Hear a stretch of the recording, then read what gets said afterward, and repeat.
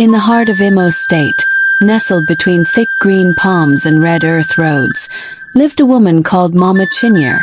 Widowed, humble, prayerful, and known for her soft voice and strong spirit. She had lived a life of sacrifice, raising 2 children single-handedly after her husband's sudden death. Life had never been easy, but she never complained. So, when her daughter Neoma, now married and living in the UK, gave birth to her first child and requested her mother to come for Omugwo, everyone in the village rejoiced. It was her reward, they said. A long-deserved break from the harshness of village life. She packed her gonna must go, wrapped her Bible and hymn book in white cloth, and boarded her first ever plane, filled with excitement and nerves. But no one, not even her, could have imagined what that journey would bring. The WhatsApp call came on a Tuesday afternoon while Mama Chinyere was pounding yam for a neighbor's condolence visit. Her hands were white with flour when her phone buzzed. "Mama, I've delivered, oh. It's a boy."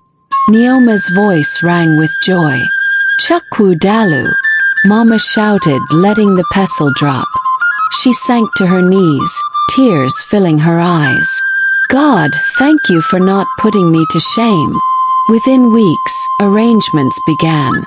Neoma's husband, Depo, a Yoruba man working in the NHS, processed her travel documents. They booked a flight, bought her warm clothes, and promised to prepare her favorite ogbono soup on arrival. The entire village escorted her to the airport. Even Mr. Okoro, her longtime suitor, came bearing a gift.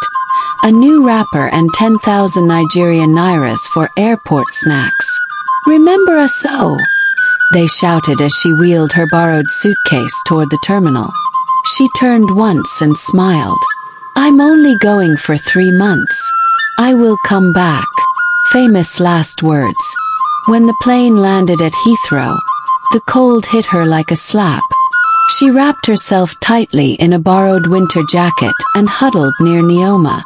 "This cold na juju. People dey survive here," she whispered.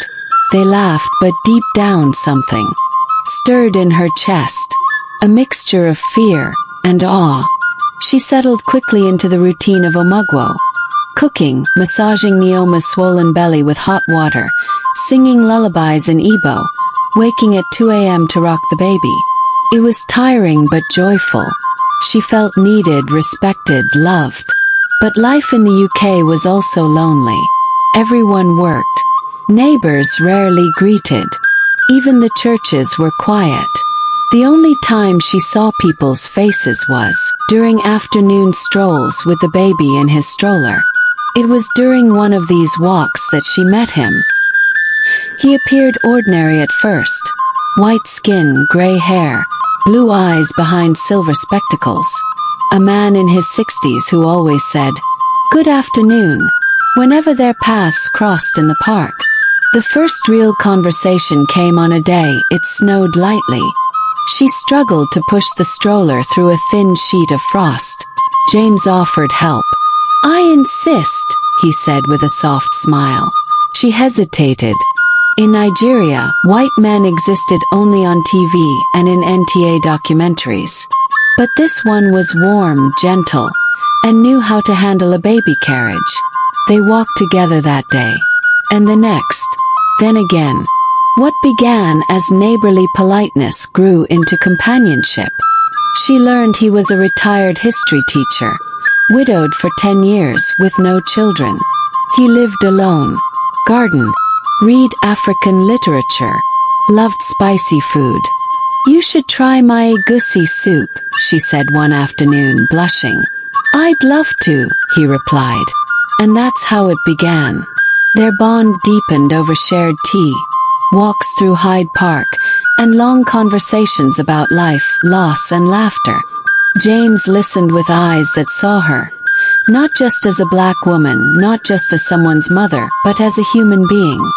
He respected her opinions, asked about her childhood, sang along when she hummed old Igbo hymns. With him, she didn't have to be strong all the time. She could rest. She had never allowed herself to consider remarriage, not after her husband was buried beneath the mango tree in their compound. But here she was, at nearly 60, feeling things she thought had died with her youth. Her heart fluttered again, and it scared her. By the 3rd month, her return ticket was booked. But she hadn't told James. Instead, she sat alone each evening, clutching her rosary, torn between guilt and longing. How can I love again? What will people say? My children? My village? Neoma noticed the change. Mama, is it that man you walk with every day? She was silent. Neoma sighed. You can tell me. I'm your daughter. So she did. For the first time she confessed her feelings, her shame, her fear, her joy. Neoma was shocked, but not angry.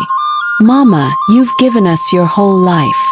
If this makes you happy, who am I to stop you? But Arins didn't feel the same when she called him. Mama, you've disgraced us. You left Papa's grave to chase a white man. God forbid. That night, she cried herself to sleep. One evening after dinner at James' place, he held her hands and said, "Stay." She looked up confused. "Stay with me. I want to take care of you. I want you to be happy here." Her lips trembled. "James, I'm a widow. My people will disown me. I have grandchildren. I'm supposed to return. You can still be a mother and a grandmother here. I'll help you visit them. I'm not replacing your past. I just want to be part of your present." She stared at him, tears slipping down her cheeks. "Are you asking me to be your wife?" He smiled.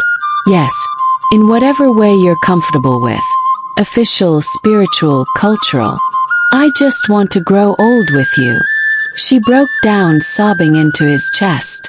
The next morning, she did something she never thought she'd do.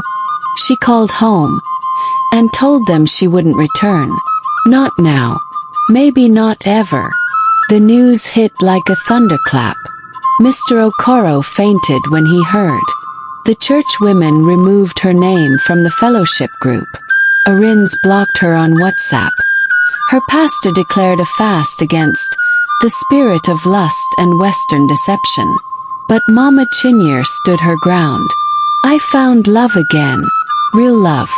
And I'm not apologizing for it." James helped her apply for permanent residency. She began volunteering at a multicultural center, started a small catering business, taught white women how to cook jollof rice, sent money home to support widows. Eventually, Arins unblocked her, mostly because his daughter missed grandma. Neoma visited with her family during summer. And the villagers, they still gossip. But gossip eventually grew stale. Mama Chinyere and James married in a quiet garden ceremony. No fanfare. Just friends, flowers, and two hearts choosing each other. She wore coral beads and a simple lace gown. He wore a navy suit with an Igbo cap. They danced to Onika on Wenyu's You and I. And they were happy. 3 years later, James had a stroke. He passed in his sleep, holding her hand. She buried him beneath a cherry blossom tree in a quiet cemetery. On his grave, she placed a wooden carving from Nigeria and a small plaque that read, "To the man who saw me, not as a widow or a woman of color, but as his equal, I will love you forever." She wept, not the loud, dramatic kind, but the silent, soul-deep kind of weeping. The kind that comes when you lose a part of yourself. 5 years after she first left, she returned to Nigeria, not as a woman running from scandal, but as one returning home with dignity, with peace in her spirit, and a story on her lips. The same villagers who mocked her now lined the streets. The widows she supported came with songs. The youth she sponsored danced with masquerades. She walked through the compound gates, head high, eyes soft. Arins met her halfway, tears rolling down his cheeks. "I'm sorry, Mama. I was just afraid." She embraced him. "My son. Sometimes love finds us late, but it's still love." Today, Mama Chinyere lives between two worlds, Nigeria and the UK. She tells her story to women in widow groups, to girls who are told they're too old, to mothers who forget they're also women. And every time someone asks her, "Was it worth it?" she smiles and says, "Yes, because I remembered that I am not just someone's mother. I am someone too. And I deserve to be loved."